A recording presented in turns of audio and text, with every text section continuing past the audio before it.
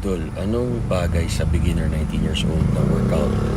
Ang bagay sa ganyan is yung basic, which is squats, bodyweight squat. Pag nag-advance ka na or intermediate or pro, may barbell ka na sa likod o may hawak kang dumbbell, squat. And then push-up, pag nasa gym ka na, dumbbell press, incline dumbbell press, incline barbell press, dips.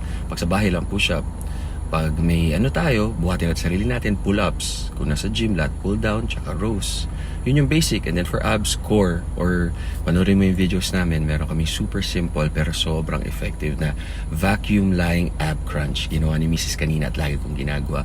Good yun for the core, automatic 6-pack. And then pwede tayo mag-planking and side planks, 1 minute yun. Pag nag-intermediate na tayo, mag-add lang tayo ng weight or time under tension or more reps or more sets. Yun lang yun.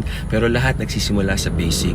Tsaka it takes time para ma-develop. Consistency is key. Huwag natin madaliin. Tama kayo, mali ako. I'm not your doctor. Do what works for you guys. God bless.